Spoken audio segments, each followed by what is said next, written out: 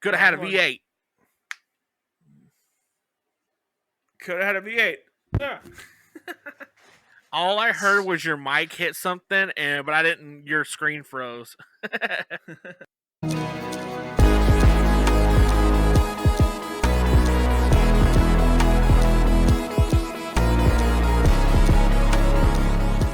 Hi, I'm Billy. And I'm Jimmy. We are the Vulcan Skull of podcasting, and we want to welcome you to the numbskullery that is the Zeotoheropod podcast. Where creators and fans come together to share their love of their fandoms. Welcome to this episode of Zero to Hero. I don't want to speak too very loud because we have a conspiracy, and we don't want any listening devices to hear us. I am joined once again by the bearded beauty, Jim, the only man that still hasn't figured out what Victoria's Secrets is.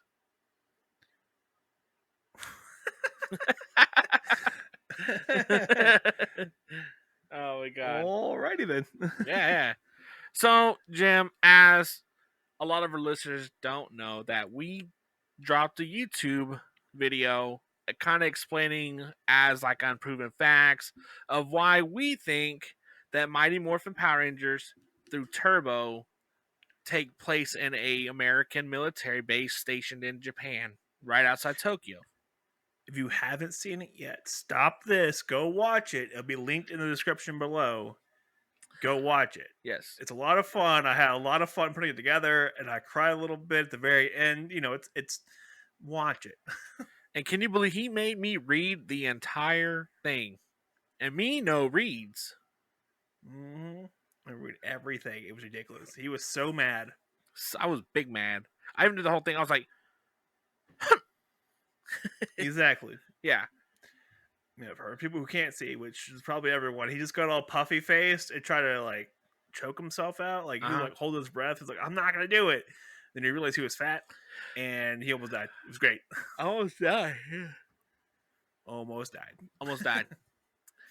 So we're gonna talk about a little bit of the making of and how we got to the video, basically. So we're gonna give you like a background and how we made a conspiracy theory that somebody thinks that the tabletop RPG completely disproves somehow. Yes, I'm still trying to figure out that. Like, how does TTRPG disprove our? Oh my god! That dude is like the tabletop RPG completely disproves your theory. Yes. Yeah, stay there while I roll my D20. What I got 5 D20s to roll here. I gotta do maximum damage. I'm gonna use fireball. We got 23 D4s. Hey Jim, can you move out of your mom's basement, please? Her mom doesn't have a basement. What are you talking about? Yeah. I know where she lives. Oh my god. No basement involved there at all.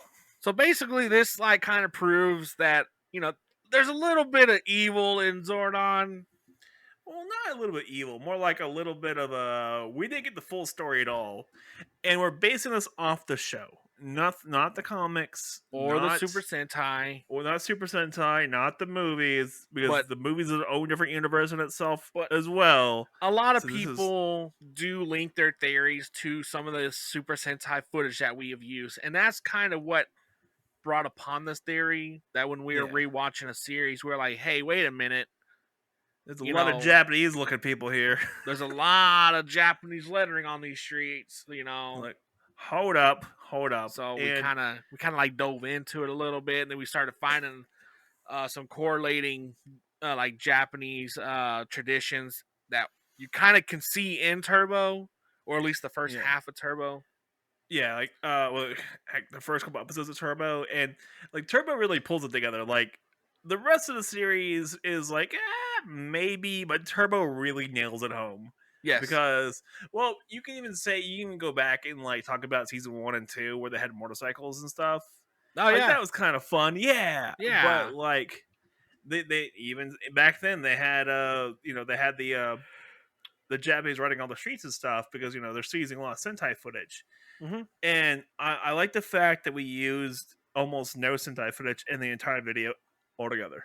I don't think No, not we even. used one bit of Sentai footage, and that was TJ being the batter in the Red Ranger uniform. That was it. Yeah. That was still really funny because I got you going. So what? And zoomed on his face when he said it. Yeah. That was awesome. So I guess like in the very beginning, you kind of see it. So like, of course, Bulk and Skull, you do see them wearing white gloves with their uniforms, which in the Which, Japanese, in the Japanese tradition, yeah, the cops actually wear white gloves as well. and literally started with one Japanese officer who was trying to mimic the Beatles or something like that, and he put on white gloves, and it took off like wildfire. Like it didn't happen until like 1970, something like that. The second it happened, oh man, everyone did it. Like I was Mhm. reading a bunch of articles about why they do it and stuff, and well, now it's more of like a sign of respect and stuff for the people they're arresting and stuff, something like that. But originally, yeah, it was one officer during a Beatles tour of Japan put on white gloves, and there you go. Well, how about that? The Beatles Yeah, have influenced Power Rangers. exactly. That's not canon. Is it canon? It's gonna be canon. We're just gonna say it's canon. We're gonna say it's canon because apparently we can. Apparently, Yeah, yeah. Um, sure. they actually demonstrate some nightstick fighting, Which which I completely forgot about yeah, yeah, me too. I completely until I forgot about it. watched. So I watched this episode and stuff, and I was watching this happens in episode 1 of Turbo, and like they do this nightstick fighting, and it's adorable. I love it. And then you can even go back if you really, really want to get into it. We can even go back to Zeo back when they were detectives with Officer Stone. At that point, he was Detective Stone, right? They were Ah, detectives in Zeo, yes, yeah. Sure and enough. you can even call that back to ex officers end up being detectives. Like it's not normal, but it's a very trait kind of thing. Not trait. It's a trope. It's a very tropey kind of thing that officers become, especially in Japan. The ex officers become private eyes or detectives. Voila! There you go. That's another one you could go with. Hmm. Hi, this is Ben from Baker Rangers, and if you like Zeo to Hero and movies, then come check out Baker Rangers Movie Talk. This is a place where we talk about movies we love, and even some obscure movies that we may have not heard about. Check us out on Baker Rangers on YouTube and wherever you find your podcast. So in this episode, uh, in the episode where TJ's playing baseball, it kind of like relates to the tradition in Japan. Not only Japan, but like that whole Asia region is actually really popular with baseball, and it's really huge over there. Yeah. Okay, and so we watch episode of TJ, and like I even want to say TJ, like how TJ Cassie and Carlos are not arrived, but TJ and Cassie arrived by a bus. Kind of a Japanese kind of thing to do, huh? Oh, okay, Well, okay. really wish they would ride by train, but here That'd have trains been aren't really big over here, so that really would have worked. But they arrived on bus, which is kind of reasonable.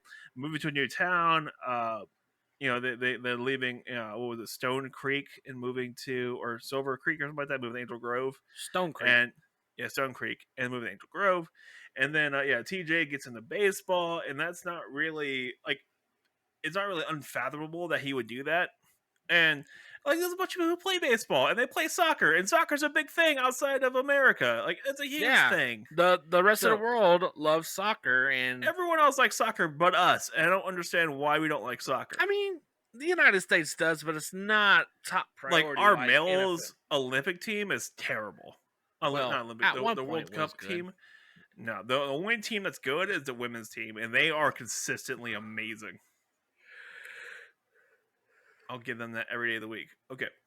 But like soccer, we had soccer in Hmm. season 5. We had they had soccer, they had baseball, they had sports. They never did basketball. They never did anything for basketball. Yeah. Even Justin played soccer sometimes. So Yep. like I don't know, man, kind of makes a little bit of sense, right? Uh huh. I mean, I know someone that was stationed in Japan.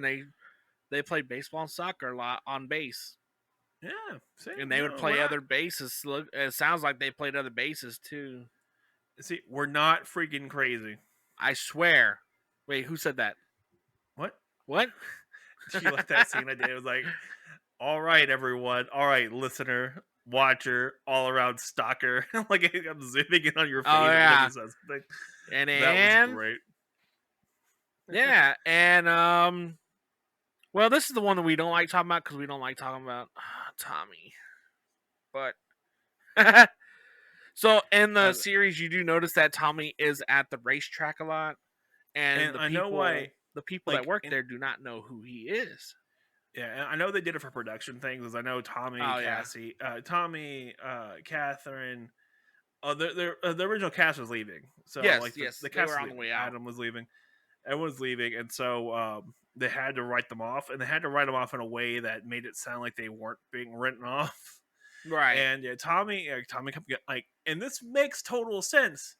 Tommy he was never there at all. Like, he was never there. He was only there for the fight scenes, which he did dubs over because, don't need him for that.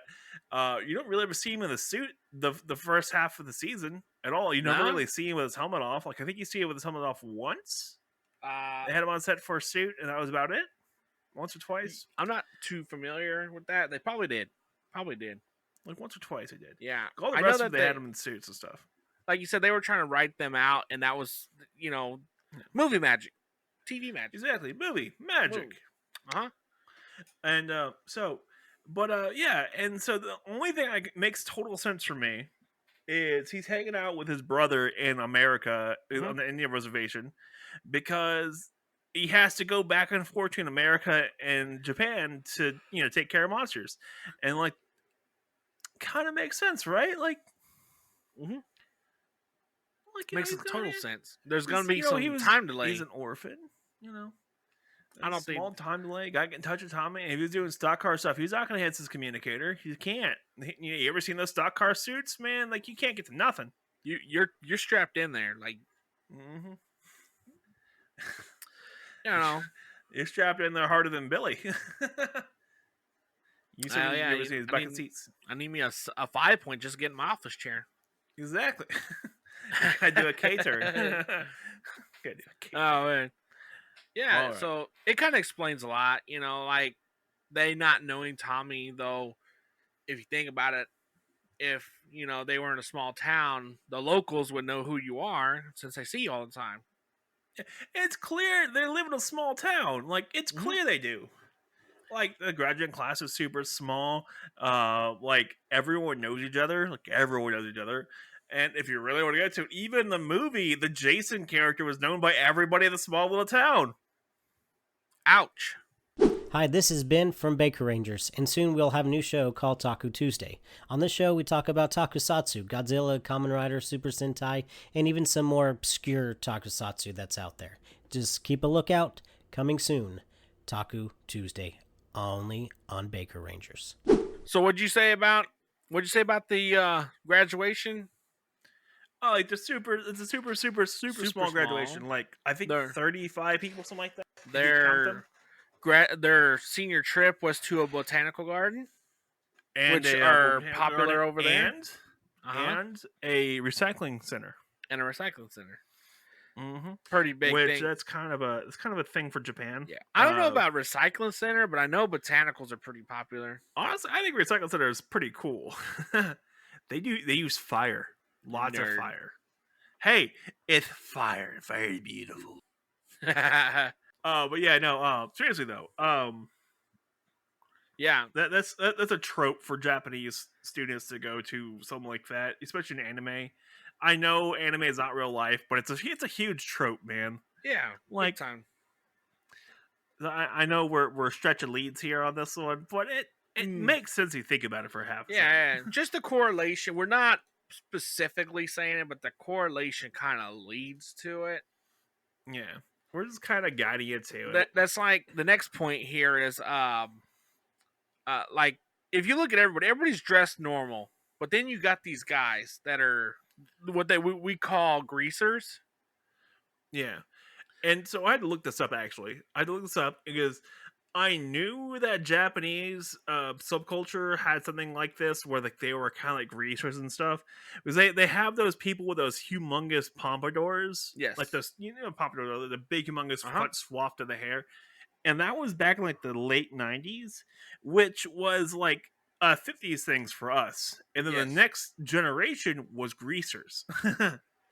Yep. And so late '90s would have been like early 2000s would have been the greaser look for them if you want the timeline and stuff. And so that kind of makes sense there too. And so we got these greasers, and there's a whole subculture called the Yankees. And the only bad part about this whole setup is I did a lot of research on the Yankees and how who they are, what they are. And so you have Yankees who are trash people, like they're trash Americophiles. And then Hmm. you have a subculture of Yankees who are just the worst kind of people ever made. Oh wow. they're essentially boy band yakuzas. Oh. Oh wow. Boy band yakuzas. Yeah, that's not good. Yeah, like it's all terrible. like right now, the trend I think in Japan is like the I don't know what you call them. Uh, they look like essays and stuff. Oh yeah, They like have doing the it's the Tejano Hispanic stuff. culture. The Hispanic culture is what they got right now with like the dicky shorts and the tattoos everywhere, and I mean, Oh, that's gonna age which super well. they already do the full body tattoos as a traditional thing for like No, Yakuza. that's well, it used to be a traditional thing, and then I went to Yakuza thing, and then, Yeah, but they always had it underneath the suit. Like it was yeah, never anywhere that could be able to shown. exactly. They would And always leave slits so that you can have like a shirt open and not see them. yeah, or you would have, or they would do like the full body, and then it would come up to like the middle of the forearm kind of thing, Yeah, and so it would never come out of the sleeves, so no one could ever see it, kind of thing. And it was kind of hidden in plain sight. wasn't there a doctor? I think a Japanese doctor that was cutting their skin off to show the artworks after they die. Yeah. There was it's in a museum as well. It's Uh huh. really cool. Oh my goodness! Like some of the Yakuza stuff they got going on over there. Little The artwork disturbing, that but they it's art. make is beautiful and terrifying. Yes. Oh yeah. Oh And so these greasers are driving American antiques. If you look at all the other cars in the show, they're all modern cars. modern So S cars. yeah, modern S cars for that time. But these guys got greasers, which we also looked up that importing and owning them are fairly cheap compared to Like here. super cheap compared to what you're thinking it is. Like here, Yeah. like you have to pay your if you live in a state with mandatory insurance, so Uh you have to huh. pay your insurance. You have to pay your Inspections. titles if you have a title or something like that, or you gotta pay inspection if you have an inspection in your state, and like all the fees associated with it and all that stuff. And over there, like it's you still have those fees and stuff, but they're dirt cheap. Yeah, super cheap. Like in Yeah. total, it comes out like $3,000 a year. Yeah, Like 3,000 a year for yeah, everything. everything. And like how much you spend a year on your car, Billy? That's a lot. More than Yeah, that. a lot. Yeah. So not bad. It's just like, well, dang man. And with further investigation to that, the highways in Japan are all toll roads. I have a consistent distaste for toll roads. I think toll Me roads are too. stupid, I do too. but like it makes sense because the whole like Tokyo is a mega city and it's designed not for cars. Like it's designed for Yeah. trains, buses. Like it's designed for that. Uh huh. And so you're not going to ever really get on the highway unless you're leaving town. And when you're leaving town, they want to gouge you while they can, right? Like, Yeah. aha! Even when you go like to little towns outside of it, like it's still like you get off the toll road and like you drive those back roads basically from that there on out, and like that makes total sense. Like it makes sense for what it is. And Mm-hmm. I'm not gonna say like I'm a Japaneseophile, but like I understand. Well, yeah. Yeah. That's why when you ever see videos of like downtown Tokyo or anything anywhere in Tokyo, you see a lot. I mean, a lot of foot traffic. Oh yeah. The whole thing is set up for foot traffic. Oh my Yeah. goodness. You know how on time their trains are? I'm assuming they're spot on. They're within like 5 seconds. It's ridiculous. Ah, damn. Like I did a lot of research on this too for this video, but we didn't use any of it. But I did a lot of research on this. So they have 5 major train stations. Okay, 5 major train stations around Tokyo, and then there's 15 sub train stations for those 5 trains, each one of them. So there's 5 main, and then 15 for all 5 of those. So it's 15 times 5, which is 65 more train stations, 70 train stations for just the main railroads. Yeah. That's just the main stuff. Okay, that's 75 across the whole, like, and there's multiple trains going all the time to each location. And they do daily maintenance checks every single day on every inch of the entire like rail system every day. And don't they have the high speeds as well? The high speed Yeah, they rails? have the high speed bullet trains, but not in the city. It's when you leave the city. So say you're going to like from Tokyo to Shibuya or something like that, or you're going down south to I can't remember any other names. But you're going down south, like you take the bullet train. Or like you're any far distance things, you're taking the bullet train. It's not too bad, and like you get across Japan like a couple hours. If you liked Mark as the Red Cornish Ranger, you might like the Zeotohero podcast. The Red Cornish Ranger is a proud partner of the Zeotohero network. If you want to see more of our partners like Baker Rangers, Neon Lights, and other friends of the show, follow us on all the socials at zeotohero. Yay. So, in our theories, they show the command center in like a mountain range or like in some mountains. And so we kind of figured out that this must be somewhere near Mount Fuji. And okay, so that's what we were thinking, and then the town was not too far, which was so we'll get to the town, but so we've seen the command center, and we all know what it is. It's a library for the humanities. It's a library of the humanities at the California Jewish College over in outside of LA. All right, so it's north of LA. It's really, really, really cool. It's super easy to get to. It's right outside of DeSoto or something like that. DeSoto. It's like if you're going to LA, it's an hour drive from LA while you're there. But it's in a mountain range. So every time you see it, it's shot at a mountain range. Like it looks like it's a mountain range every time you see it. It's not on a mountain range. It's covered in grass. It's great, but it's every time you see it shot, it looks like it's on a mountain range because that's how they have the still set up. And so, like, you think about it, you're like, okay, where else is there mountain ranges, and where's a huge mountain range? Well, guess what? Japan has a pretty big mountain range. So you have Mount Fuji, and then you have a bunch of little mountains across, like to the side of it. And so, like, it could be in that mountain. It's on a volcanic. Fault line.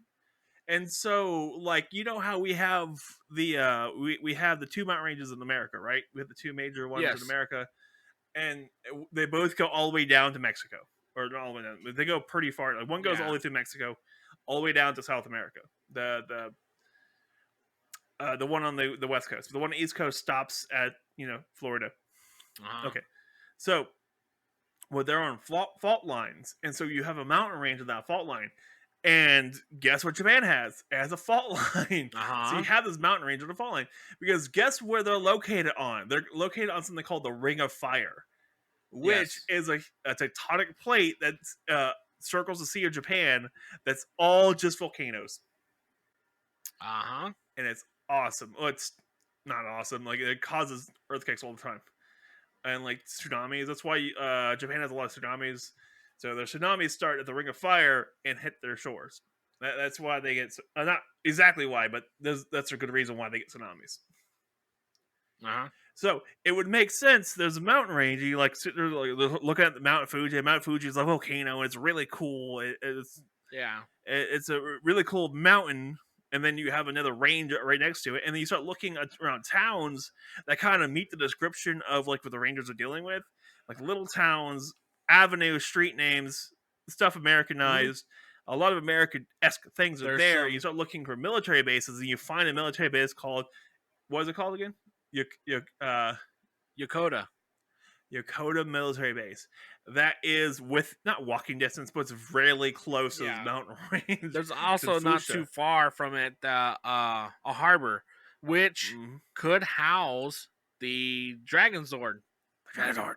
It came out of the water, out of the harbor, so that could be a specific spot for it. Yeah, like Still there probably till fighting today. stuff. Yeah, they're always fighting stuff over there, and they're always fighting in the harbor. They're always fighting. And so you look at these look at Fushia, and there's mining operations there as well. Near, not exactly in it, but like there's I think a salt mine and some other mines close by, where there could be a granite mine where they're doing these fight battles at. Yeah, Could be it. Exactly. On top of that, so I was thinking about why they do these smaller fights, right? In like the parks and stuff. I know we didn't put this in the video, and I really wanted to put this in the video. And you know how they do the smaller fights with just the Rangers and the monster and the putties, right? Right. It's to induce fear into the people, right? Yeah, and because everyone runs away but the Rangers, right? Everyone else runs away because, but the monsters don't ever do any real damage when they're just the smaller monster and the putties. They just induce fear. Right. And so fear is a powerful tool. Okay, and that's going to get to even more of a dictatorship ruling idea. Rita, Zed, King Mondo, and Divatox are not stupid. They are conquerors. Oh, yeah. For a reason. They know to induce fear into the population, and then when people are afraid, they're easier to control. Yes. You induce fear, easier to control, voila, there, if de facto, there you go. And so then you watch the Rangers beat up these monsters, which still terrifies the normal population. They're still afraid, and then they make these monsters grow into these humongous monsters, which I think actually takes a little bit of time. It's not instant. It takes like a few minutes. I think it's a little time, yeah. Because, I mean, yeah. Speaking of that, there's since Tokyo is not very horizontal, but more vertical, and I would imagine that a lot of the other cities emulate that kind of building style.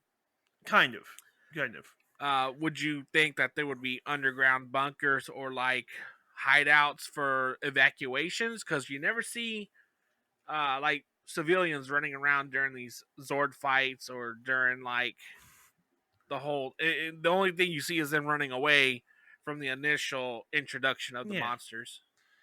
I really, really wish I could have used this footage. This is amazing footage between the difference between America Comic-Con and Japanese Comic-Con, but how well the filing system works, like to get people in and out of the building. Oh yeah. And I really wish I could have found that video, and it was really cool. And I saw it once, and it kind of makes makes us look bad. A and B, it lines up with this idea that there's like underground bunkers everywhere in Japan, like in Tokyo, for these people to run and hide at, so they won't die from these giant monster attacks, right? Exactly. And so, okay, and then you think about this, okay? So these monsters grow, all right, and then they go and attack buildings that are empty, right? Like they're attacking industrial zones or something like that. They're not really ever attacking residentials, right? They're not really attacking residential. Never. Or like it's always a big city. They're never attacking single family housing. They're always attacking buildings. Yes. And those buildings are normally city buildings and or apartment buildings, and then it's always trying to hit the lower class. Damn, you got to keep the poor man down, huh? That's right. God damn it. They're everywhere. Well, yeah, so they're destroying these buildings, but they're trying to cause maximum damage without damaging the actual infrastructure of the area. Right. Because if you destroy the infrastructure, you destroy the working class. And the working class is what you need to control with fear. In this case, you need to control the fear and you be able to take over whatever. So never really destroying infrastructure, and this is brought up with Zed actually. In the comics, Zed takes over a small part of the Angel Grove. Okay, he rebuilds the entire infrastructure for the whole town, like the whole section of town, and like it's a paradise, right? For the residents living there. And they're like, why do we have the trust of power? I know the comics and the show deviate really differently from each other, and and Zed's like, oh yeah, look, I've made this paradise for all these people living here. This is what I would happen if you're under my rule, not under Zordon and the government. This is my rule. You live in a paradise, and you try to convince people to come live in this paradise. And so, like, they're not trying to destroy infrastructure because critical infrastructure needs to be there. So, like, libraries, schools, hospitals need to be there. They're destroying these, like, big buildings that don't really matter. Yeah, exactly. Si te gustó Mark como el Red Cornish Ranger, puede que te guste el Paca Zero Hero. El Red Cornish Ranger es un orgulloso socio de Zero Hero Network. Si quieres ver más de él o de nosotros socios, como Baker Rangers, Neon Lights y nosotros otros amigos de programa, síguenos en las redes sociales. zeotohero. All right. So bunkers. Do you want to talk about bunkers like people bunkers or like the Zord bunkers or the Zord bunkers? So Zord if bunkers. You also watch in because Turbo is kind of like the season we saw this at. I got this. No, I got this. Hold on. I got this one. God I got damn, this. I'm gonna cut you. You start with season 1. All the Zords come out of mountain ranges, right? Yeah. So like the T-Rex sword comes out of a volcano. The Pterodactyl sword flies out of a mountain range. The Mammoth Zord is in a ice path, right? Okay, so they all come out of a mountain range, and the saber-tooth tiger Zord comes out of the jungle. Cool. Okay, all that's around there, and then you go from there, and you get season 2. They all change. They all come to the same place, but they get hit by thunder, right? Season 3, you got the Ninja Zords. We're all coming out of the damn city. Like, they're coming out of the city, so they're coming out of, like, Tokyo and stuff, right? In season 4, you get the hangars. You get the hangars and the giant cannon built into the mountain for the Zeozords. Yeah. Right. All right. And then season 5, you get a damn underground bunker underneath the damn toll roads in Tokyo, because that's where the Megazords are. That's where the Megazords are, the Turbo Megazord, and then the Rescue Megazords in the damn sewer. And then at the end of the season, they get a above ground and full display bunker. It looks like it's in sort of like facility, like an athletic dome. It looks like an athletic dome, but it's a bunker to hold the Megazords. I'm picking up what you're putting down here, buddy. Okay, I'm gonna throw my whole desk down. I'm so mad about this. I wish you had the adjustable desk. So you're like, I'm putting the desk down. You're like, put the desk down. There you go. Now that's what I call fat guy friendly. Damn right. Okay. But yeah, like all the Megazords are coming out. And I know it's stock footage. I know this. Yes. I fully understand this. But they're all jumping into the Megazords or the Zords in relatively close places to where they're having these battles at. And it looks like it's clearly in Japan. So yeah. That kind of comes to our conclusion. And also, do you want to talk about Zordon, like knowing Nasada? I will go on a full-on rant about Zordon. Oh yeah, let's not. I could do an hour rant on Zordon alone.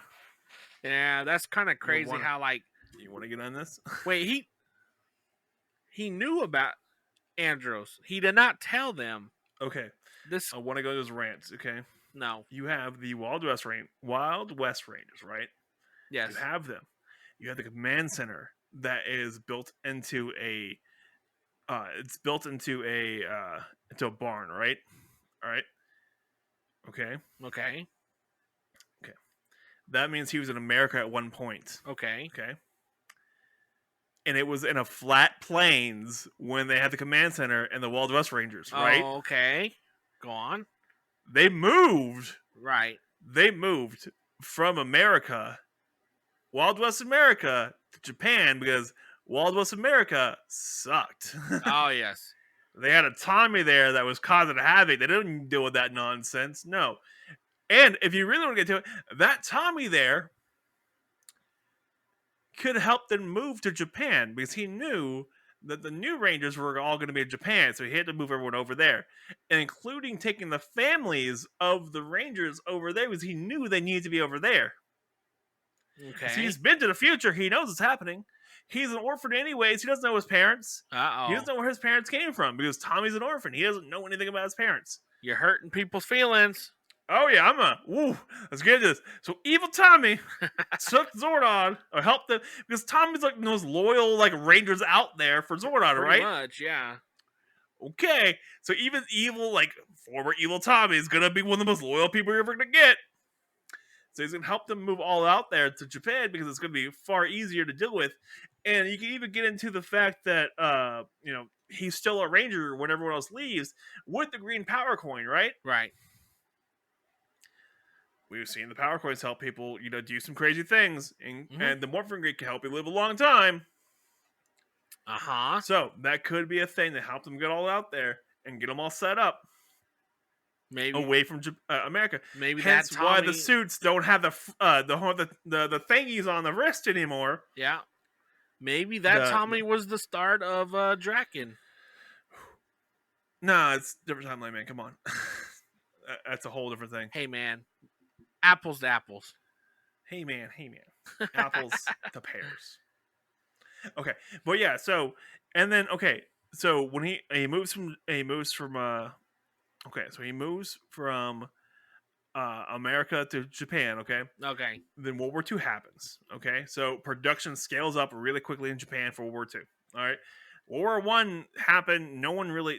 Japan didn't care. They weren't really part of it. World War II happened, scaled up. Zordon realized that there's a lot of stuff going on with the Nazi powers that needs to be stopped, right? Like, he couldn't do anything because he didn't know anyone. He didn't have connections because he was still in hypersleep. He was still asleep at that point in time, okay? Right. So he started making connections with the people after World War I, or after World War II. He started making connections with people in the government to have his fingers in all the pies to help kind of curb the Japanese, curb the Japanese government to more sustainability so it would last longer. And then he has figures on the pies. Okay, so that means he had people. He's connected with all the construction people. He's connected with the government people. He's connected with all the land surveyors.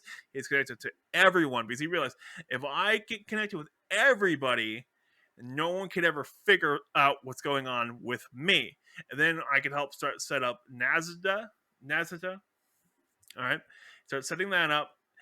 Hence why you don't ever see anywhere where the command center is at, right? No one knew about the command center until the Rangers first showed up there. You don't ever hear about anyone finding it, right? No. Right? Because he has land surveyors not having, showing up. It's pretty much a blip. Mm-hmm. Mm-hmm. There you go, man. He has his fingers in everyone's paws. How do you think he got those, how do you think he got that giant cannon installed in the side of a mountain range? Exactly. How did he get that whole bunker in the side of that mountain for the Super Zords? Anyone talking about it? Nobody talking about it.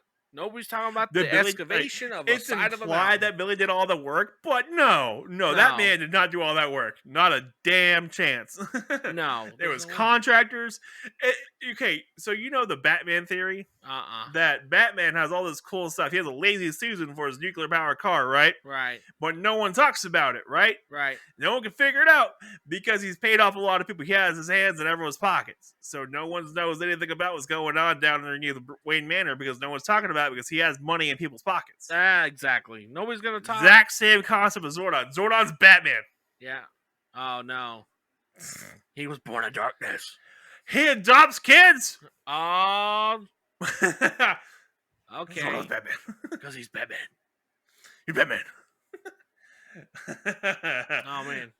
But yeah, so he had this people. He curbed Japan to what they are now, or in that case, in a highly industrial zone that could produce parts for the Megazords at a rapid pace. They probably had a repair team too. I know They Alpha ain't gonna was say repairing nothing. some. Alpha and Billy would, but I think maybe they need more than 2 hands.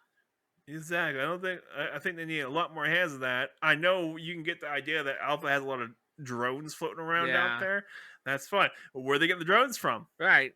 Maybe they have like a whole repair squad, like a NASCAR pit stop team, and they're called like the Power Squad. Exactly. Well, they're called the Unknown Squad. Yeah. And then, like, whenever they have a birthday, it's just like, oh, happy birthday from the Unknown Squad. Congratulations. They could be like Severance. Oh my goodness. It's like, congratulations on your 4th year anniversary here. Okay. Have you seen Severance yet? I don't think you have. But okay, it's I? where they go to work. Like they pay you at the very end. Well, no, they go to work. So there's a show called Severance, and you go to work, and they implant you with this thing in your head that will split your brain in half. So you have 2 consciences. Oh yes. So when you go to work, your other part of your brain turns on. Yeah. Yes. And so you don't remember what happens at work. And your work life doesn't know what happens outside. Yes. That could be happening to these contractors. I mean, Zordon has the technology. They got to the do technology. It is very plausible. Oh, I went on a full little rant there for a second. Oh my goodness, that's a little deep there, buddy. Oh shit. Mm-hmm. Genetically modifying humans to not see the command center. Nah. Or maybe like a Wakanda kind of thing where like there's a bubble around it that projects something else. But if there was that, then how did all the bad guys how get did into it? Divatox How did Zordon get into it? how did Divatox get there? Exactly. How did Zordon? How did Zed get to the command center? Exactly. So I don't think there's a bubble. Yeah. Like I know there's a force field later in the comics, but like the comics deviate from the main story. Yeah. Like the comics in the show only like really share the name and the characters. That's about it. The rest of it's completely different. And, like it's fun and everything else like that. It's a great story and stuff. But yeah. So in retrospect, we kind of went down a couple rabbit holes this past week. We made a YouTube video. I'd say the YouTube video is pretty funny with the edits. It's pretty interesting. They do laugh. Yes, cry. I'd laugh. You laugh again. It's an interesting fact to think of. It kind of keeps your mind open to different possibilities. I've seen a whole bunch of conspiracy theories about Power Rangers, and I think this one could be possibly up there with one of them. And I'm not saying Casey has the best one, but I'm pretty sure we're going to take over Casey's spot as like the top conspiracy people. Don't put that on us, man. I feel like we could. Like we know enough lore about Power Rangers to do whatever you want with it. It's great. How about we just team up with him and do like a Mighty Morphin Zeo to Hero conspiracy theories? Kind of fun, but he does his stuff's kind of his output's kind of slow. We do weekly episodes, man. Yeah. So I don't know. We'll see. So thanks again, everybody, for listening to this one-off episode about conspiracy theory about Power Rangers in Japan and not Super Sentai. And you can find us on everywhere with Zeo to Hero. Yes. And make sure you hit our Discord at discord.zeotohero.com.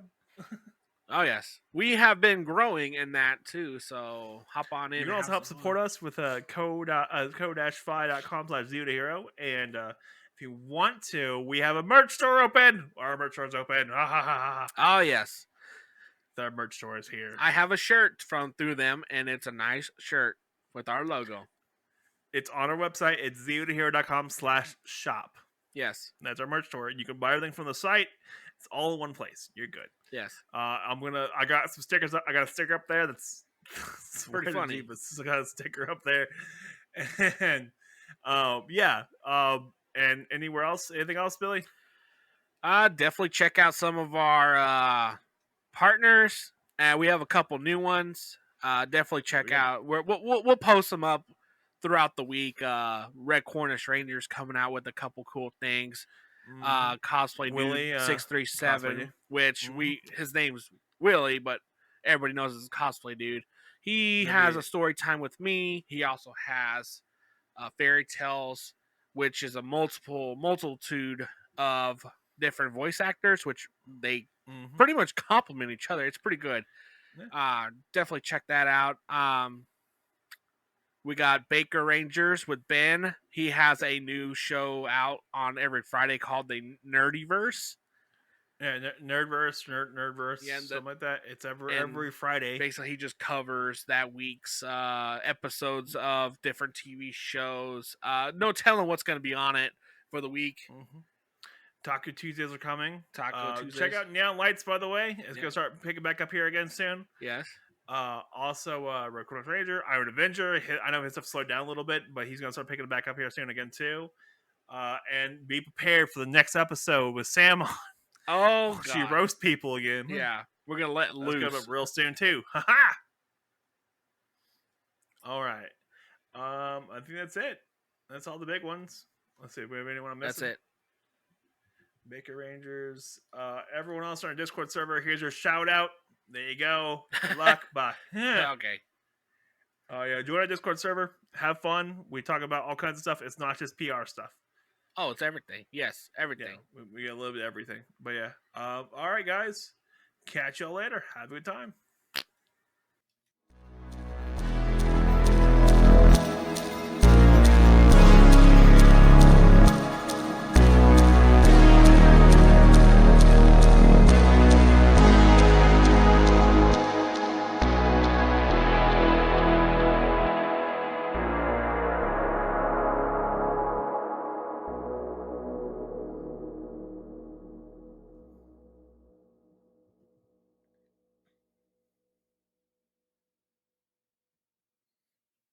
Do I believe in you? No. Does anyone else believe in you? Probably not.